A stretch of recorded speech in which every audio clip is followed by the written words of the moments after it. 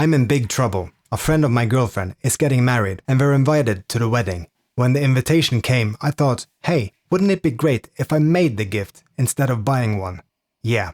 Now I'm here in the workshop and the pressure is setting in. After days of thinking about it, I finally came up with an idea. Let's start with some cherry wood.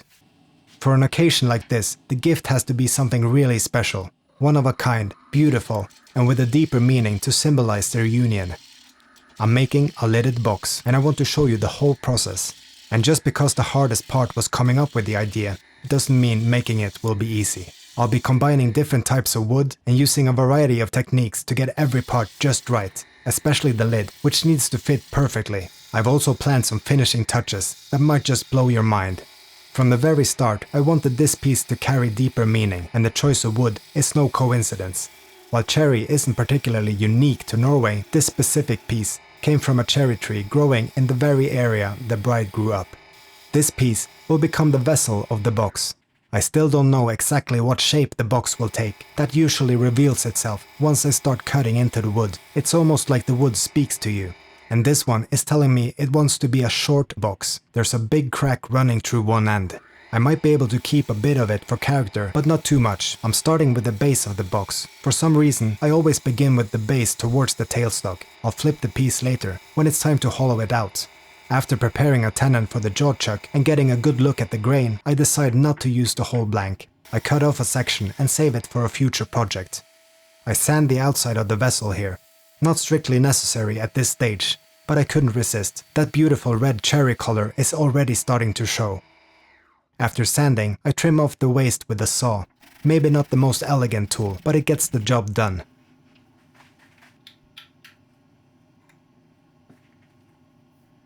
Now I flip the piece and mount it in the chuck. Time to hollow it out.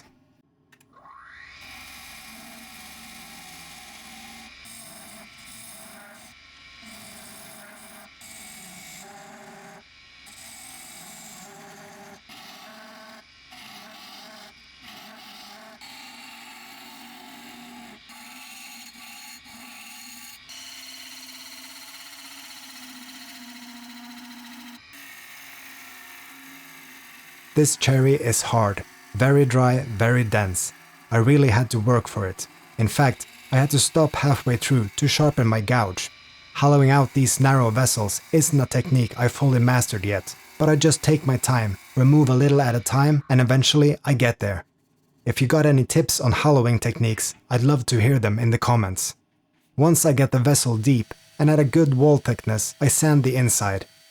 I use these sanding attachments for the drill. They make a huge difference. I finish off with 400 grit.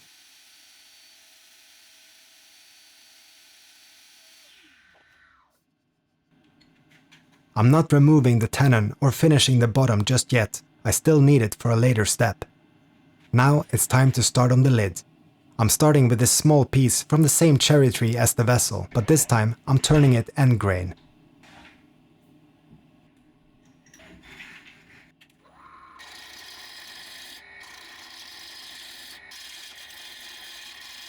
You probably noticed this piece is way too small to be a full lid for the fairly large vessel. And you might remember I said I'd be combining different types of wood, and I will. More on that in a little bit. This piece will actually become an inlay, set into a larger disc. I want 2 different wood species in the lid to reflect the couple it's being made for. I bring it down to the right diameter and finish off just one side for now.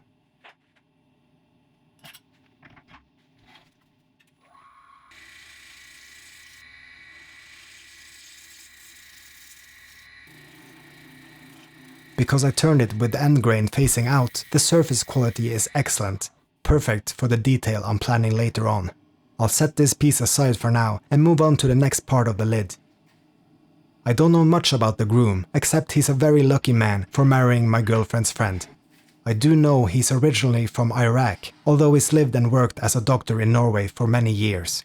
And I know there will be a nikah, a Muslim wedding ceremony, in addition to the traditional church ceremony. So it's clear he's still connected to his roots, and that's something I can work with. I did a bit of research into what trees are common in Iraq. The date palm is by far the most iconic, but not exactly easy to get a hold of, and honestly, not very suitable for turning anyway. Another tree that grows in Iraq especially in the north, is Persian walnut, and that is great for turning. Unfortunately, I don't have any Persian walnut in my shop, but I do have some beautiful black walnut, and that will have to do. I'm using it to form the main part of the lid, with the cherry inlay sitting at the center. And here's where things get a bit tricky.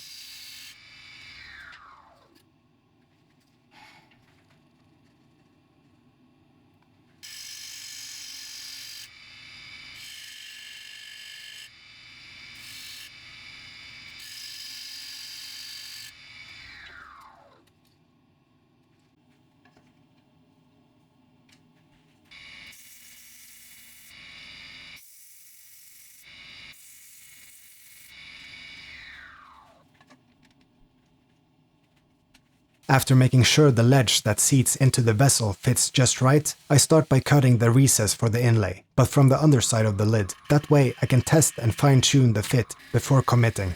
I need to be really careful not to go all the way through though, because I want to carve a gentle curve from the walnut into the cherry on the top side, so I need just a little bit of overlap along the edge of the cherry. Hard to explain, but you'll see exactly what I mean in a moment.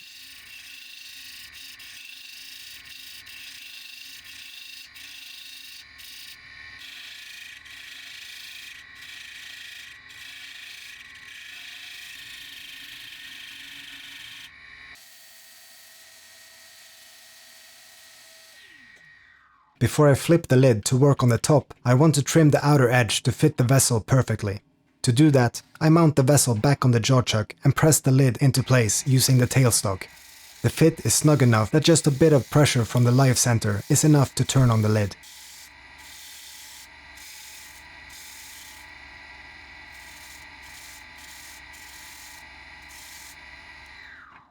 I carefully remove material until the two surfaces are almost flush, then I sand the rest. While I'm at it, I make a few small adjustments to the shape.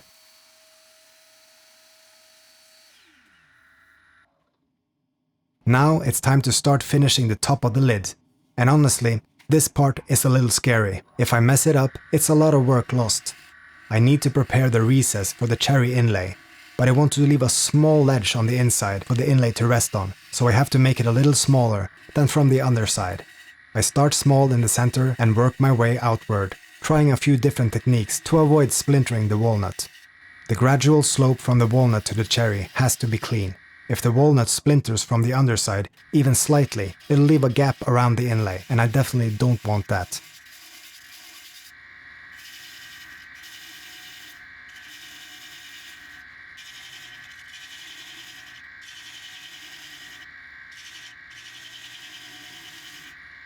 I think I got the technique right, and it's looking really nice.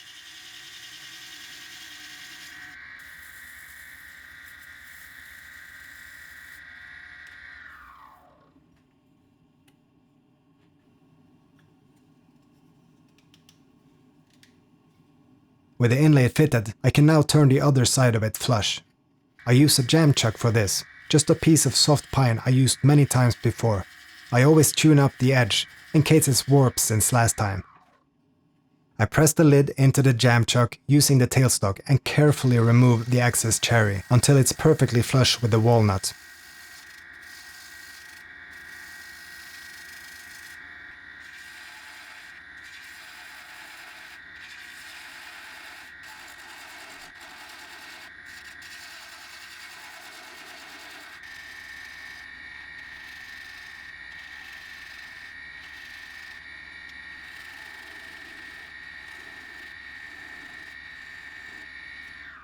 Once the transition between walnut and cherry looks good, I pop the inlay out and mount it directly in the jaw chuck to finish the center.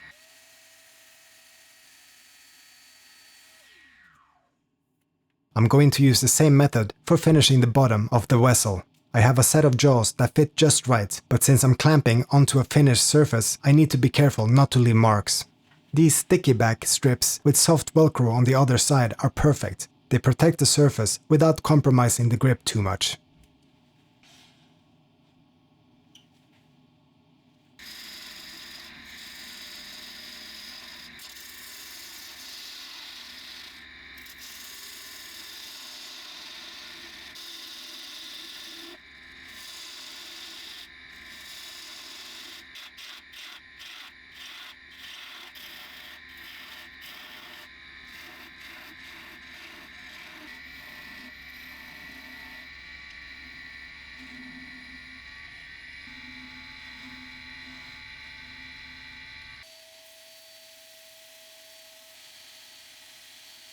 After a bit of final sanding, every part of this box is ready for the finishing I mentioned earlier.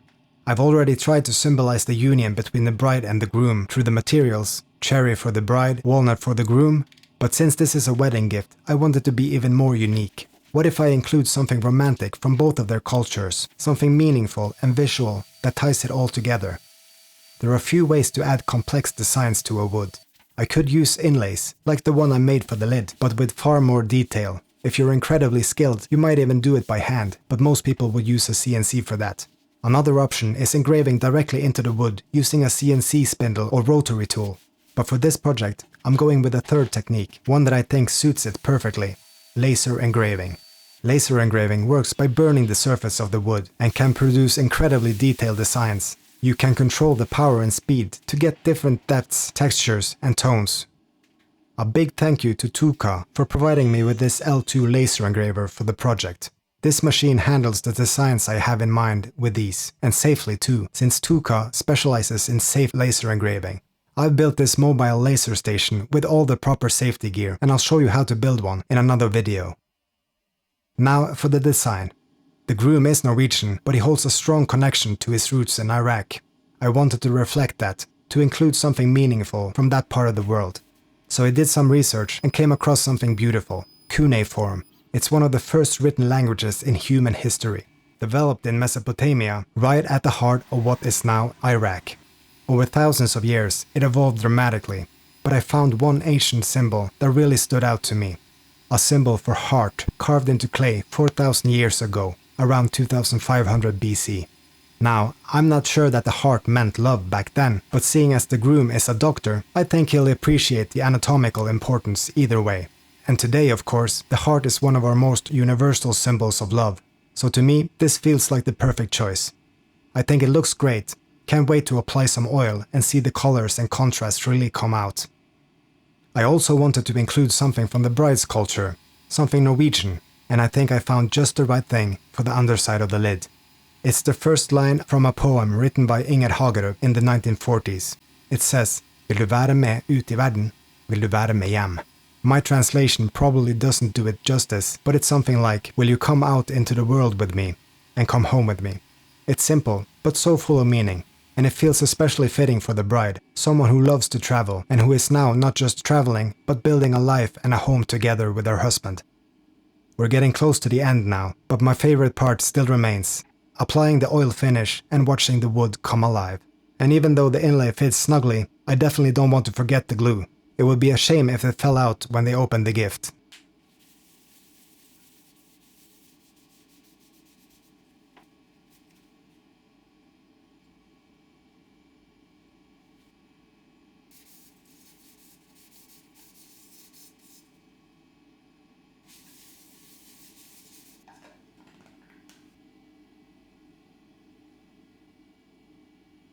Finally, I just want to say, Karina and Ari, congratulations.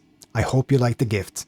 And to everyone else who joined me for this project, thank you for watching, and I'll see you in the next one.